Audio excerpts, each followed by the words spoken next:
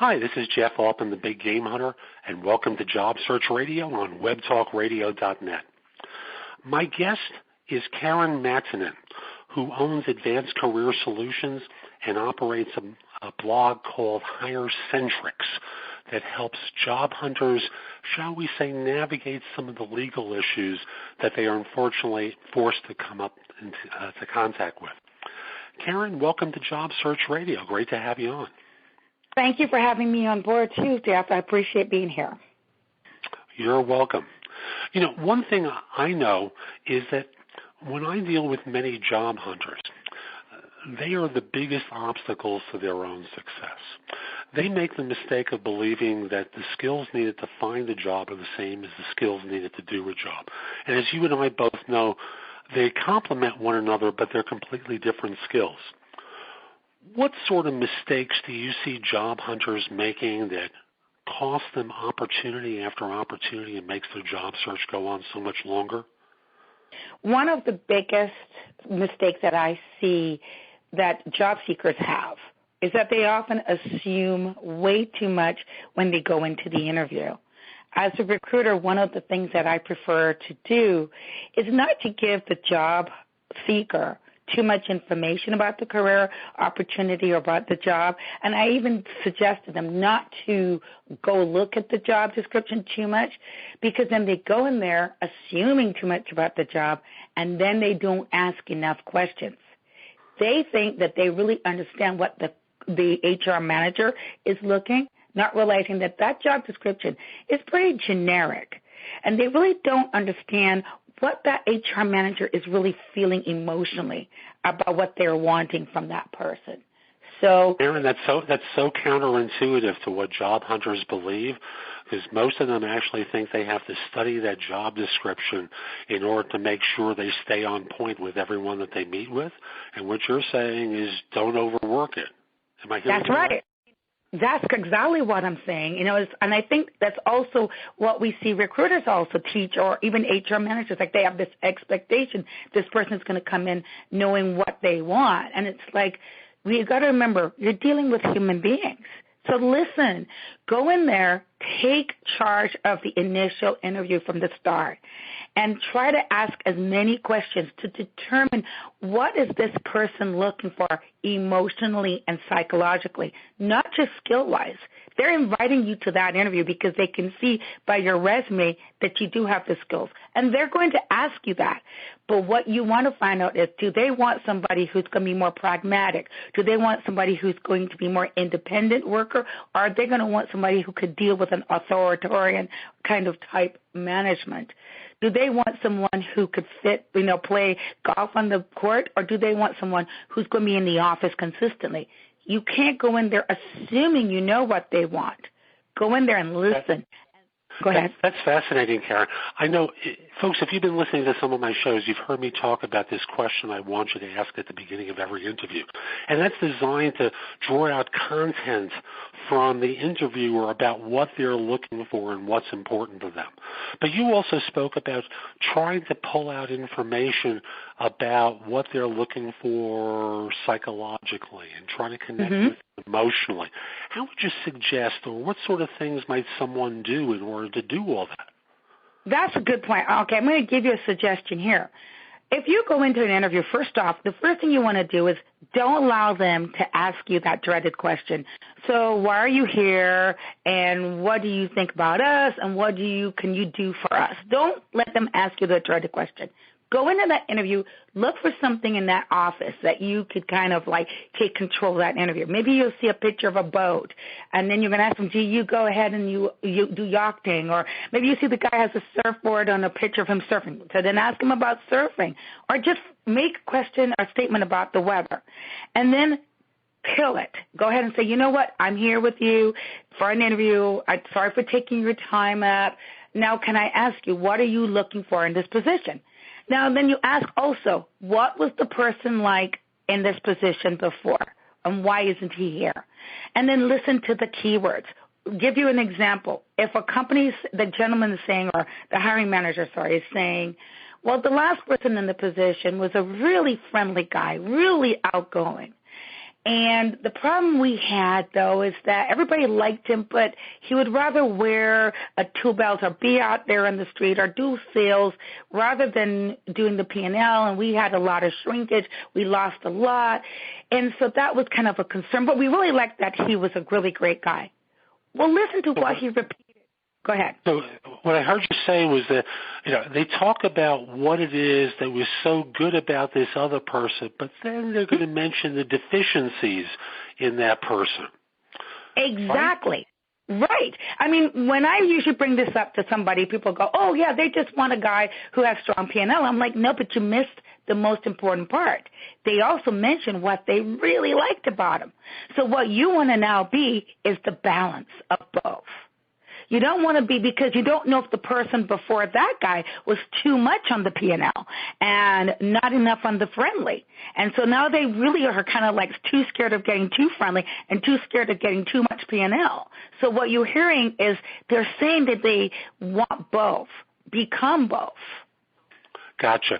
And folks, just in case you heard the term P&L and you're not familiar with it, P&L stands for profit and loss. So it's someone who would, in this particular story, be involved with all the accounting and the record keeping and ensuring that everyone's making their sales numbers versus someone who's out in the field, using Karen's scenario.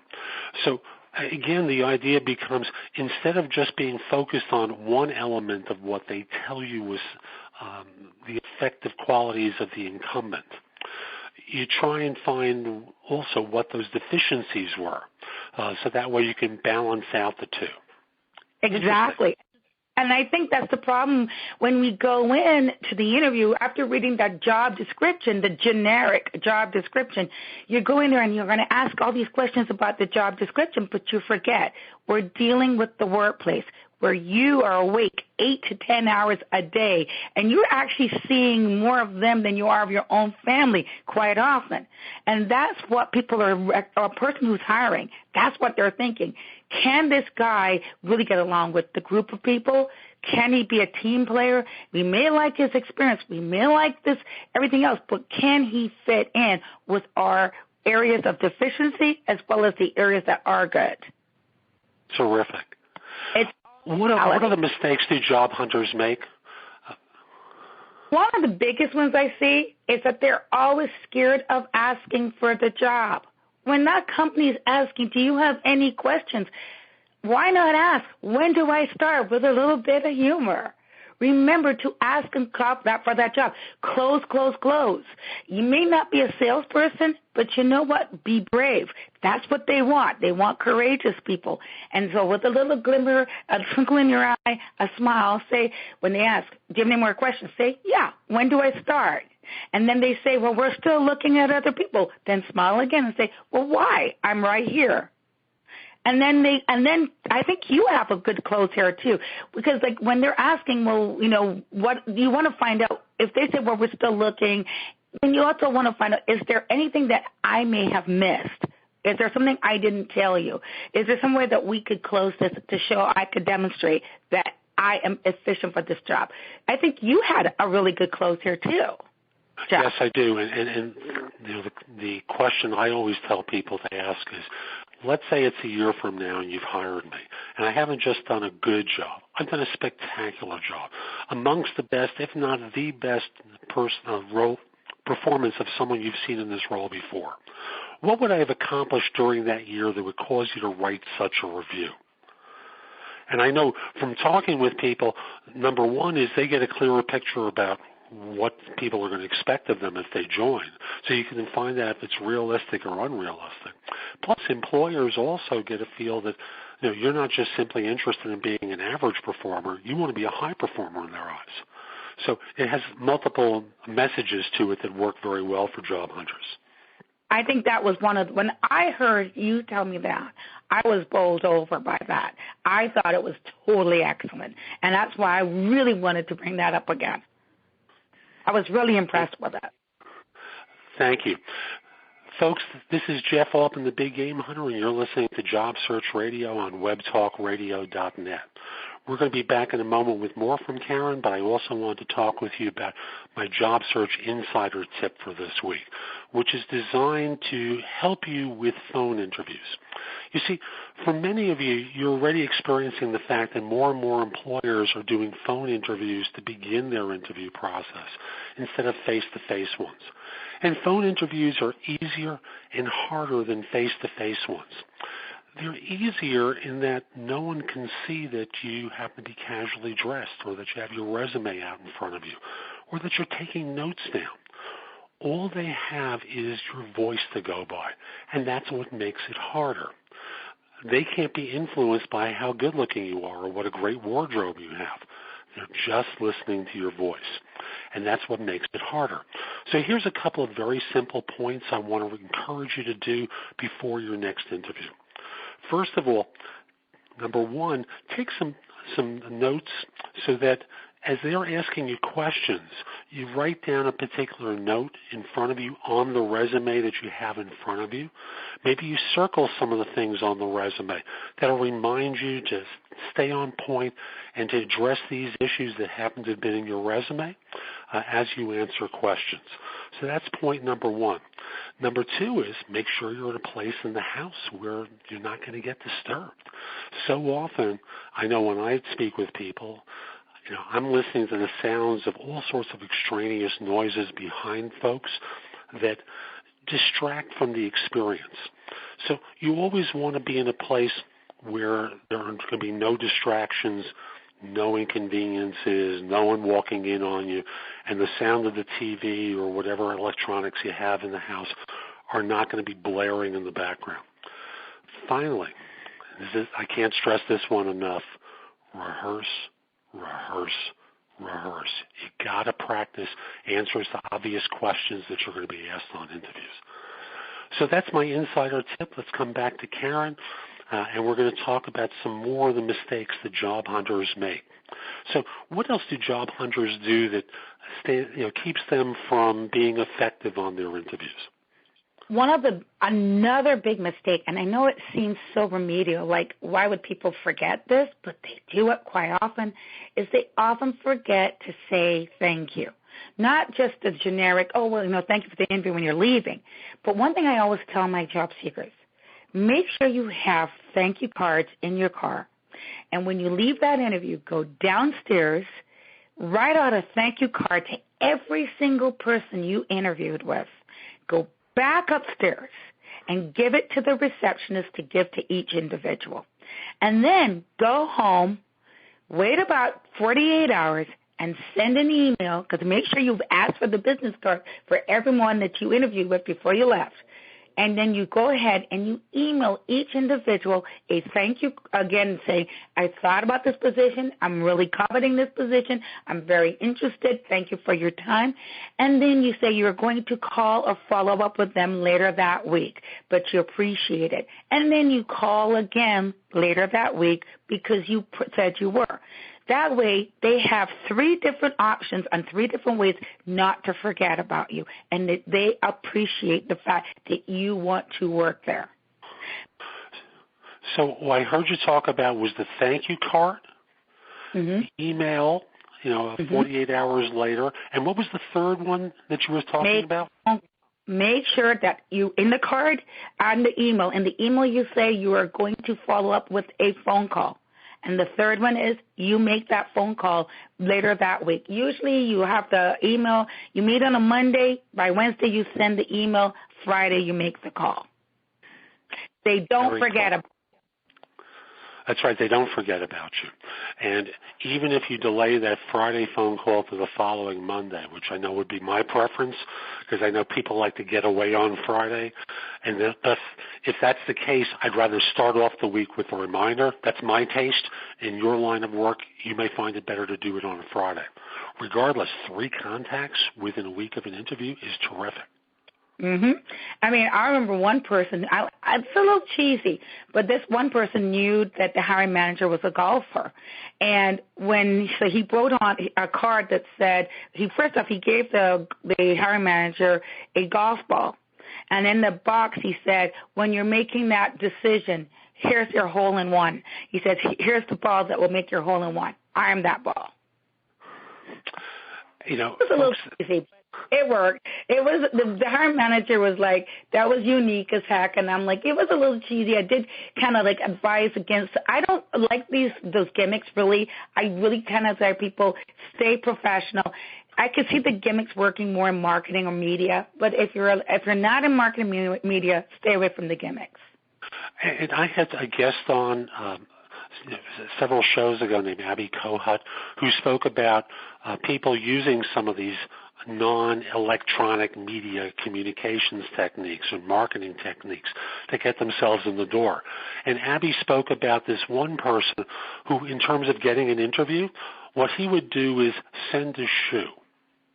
And he put the shoe in a box, mailed it to a manager he wanted to connect with, and basically said, I'd like to get my foot in the door with you. And just take about, and sometimes he, I believe, used an hourglass in there. And it would say, I'd like to take 5 minutes of your time, which was the amount of time of the hourglass, to talk with you about why it would be a great fit. You know, as a person who gets close to 200 resumes a day, that would, to me, be an interesting distraction, but it's one of those things I'd be like, you know what, I'd like to know more about you, the person, and I just don't see something like that fitting in a business structure unless, again, are you going into a marketing firm? Are you going into an advertising firm? I could see that working. But if you're doing something that's professional business-like, that's just too gimmicky.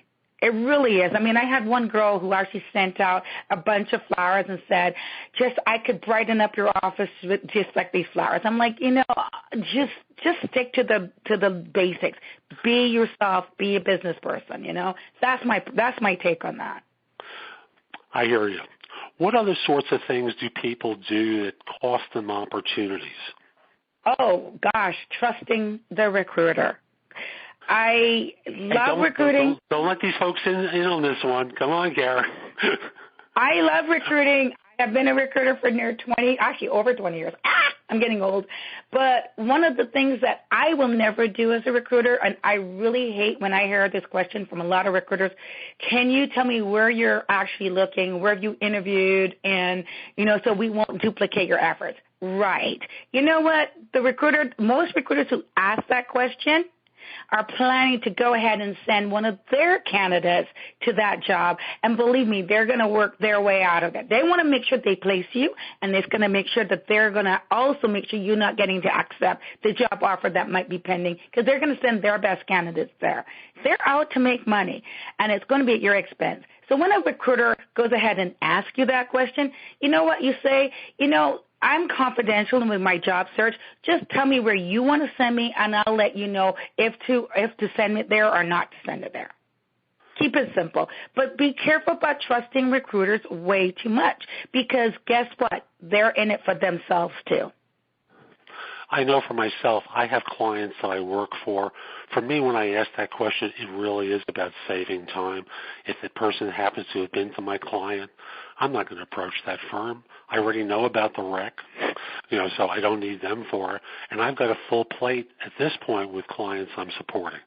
So, you know, when all is said and done, for me, it really is about that. But I know especially with less experienced recruiters who don't have a full plate, they're in situations where they are trying to get clients, and they are trying to make sure that people don't get hired for firms that they're interviewing with, and they will do exactly what you're talking about. You know, try and fill the job on their own and cost you the opportunity. As a recruiter, I just said, look, this is where I'm sending you out to. Should I or should I not send you there? And that's how I know not to duplicate your effort, you know. So that way you have control of your career and I have control of my search, so that we both can feel safe with each other. I want my candidates to trust me, and I am going to treat them with the respect that they deserve, just as I treat my clients. And for me, my awkwardness about that, and I've been in the search field for 40-plus years, and I have lost way too many fees and cost myself hundreds of thousands of dollars by being so trusting as to reveal who my client is, and then discover the candidate makes their first or second call after speaking with me directly to that firm, because after all, if I can save the firm money, maybe they'll pay me more, or they'll like me more if I come in directly rather than from a recruiter. Karen, you and I both know that that's crazy, but people sometimes think that way. And the impact is, I know for myself, I can directly attribute mistakes I made in being so revealing to candidates early in my career to more than $250,000 I lost in fees. So, and I'll tell you, that's a mistake candidates make too, because I'll tell you right now too, if a hiring manager also finds out sometimes that you've also backdoored a recruiter after recruiters told you not to do that, and by the way, recruiters do speak with each other too, you can become blacklisted. I have actually had candidates blacklisted because of that behavior. There are some companies that I actually do work with on a very strong, loyal basis, and they know that if I talk to a candidate, and I told them I talked to that candidate, and believe me, I will send my clients the names that I've spoken to before I even submit a resume at times. And so they know that if you decide to go ahead and backdoor me, and they know that I would have instructed you not to, that could hurt you as a candidate too. So don't ever try to backdoor your recruiter, because it will burn you. It will, especially if your recruiter is a specializer, especially if they specialize in the industry that you're being recruited in. And folks, just to translate that term backdoor, if you think of the front door as approaching the firm directly through, let's say, HR, the back door is taking that information and approaching them directly to the hiring manager or some other way, in what I can only describe as being sneaky and nefarious. You're trying to hurt the recruiter in all of this for your own betterment, and as Karen said so well, some firms, not all, some firms will look out for us. And blacklist to me suggests that you're going to be banned from all companies forever. That's not the case. Not all companies, but my client, I've had a client who will ban, and I have had it happen where the huge corporation, I'm not going to name the company, but it's a Fortune 50 company, they will actually prevent an individual from being hireable within that company for at least 5 to 10 years.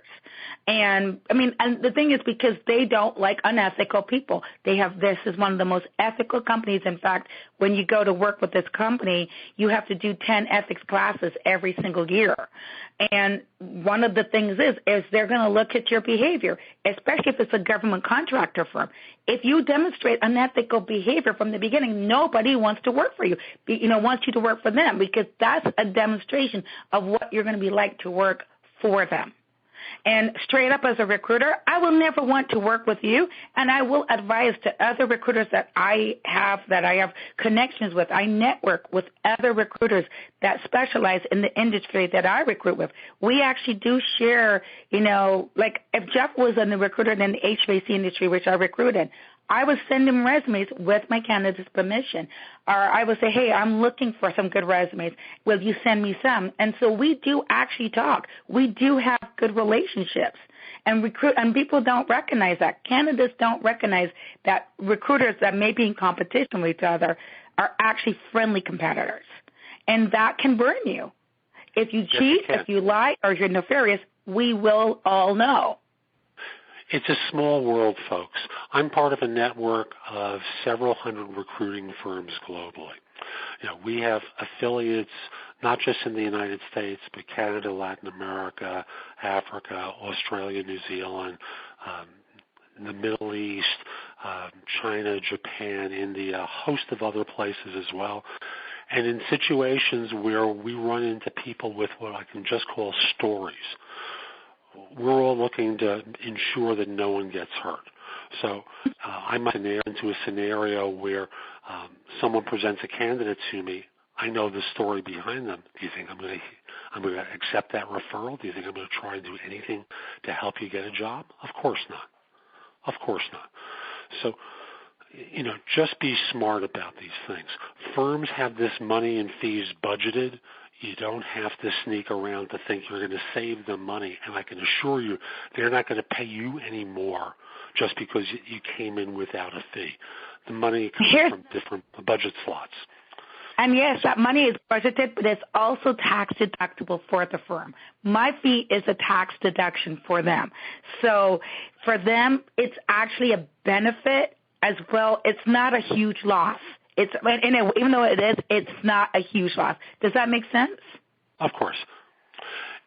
Is there one other big mistake that people make that you want to bring to their attention? Tell me. The question, what is your weakness? Oh, that one stumps everyone. And I'm like, love that question. That's one of my favorite questions because I love to state, for example, I talk a lot. Jeff, you know me for a long time. And, in fact, you and I have also been a member of the same network that you were speaking of. And everybody who knows me knows Karen kind of tends to go off of the mouth because I'm, like Jeff would say, very passionate. And so when people ask, what is my weakness?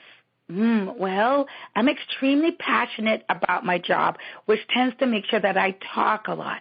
And so I can tend to go off a little bit and care too much, and I get too involved in my clients. But then I guess that's also my strength because I am so passionate, and because I care, my clients tend to love me and trust me because they know that I'm always telling the truth and that I want to see the best for them. So I guess my weakness is my strength. You mean you don't answer that question with, I sometimes work too hard? No. Yeah, right. Yeah, the canned generic one, no. Be honest. Take that weakness that you have, that you know that is also something that you may also like about yourself. Because everybody has something that they totally hate about themselves, but at the same time, look, I'm ADHD. At times I hate that being ADHD. It's the worst thing in the world. But at the same time, my ADHD is what makes me so driven and be able to be so competitive and to do so well because it makes me so passionate. So that's where that mold. Everyone, every human being, the very thing that we often hate about ourselves is also the very thing we could also learn to accept and love about ourselves, which makes us good at our job. And in talking with an employer, I thought you laid that out beautifully. You take what you perceive as a weakness, describe it. You don't ignore it. You describe it faintly, and then pause. And folks, remember, I believe that part of interviewing involves theater. You are an actor or actress on the stage, presenting yourself in a way that the audience will sit on the edge of their seat and wait for the next great moment to come out of your mouth. So you take that, and with a little bit of theater, you talk about that perceived weakness, pause for a second and go, and if I think about it, that's also my greatest strength, because what I've been able to take out of that is, and then you talk about the good qualities that come with having that deficiency. And you know what? You made a good point about something, too, about the perceived weakness.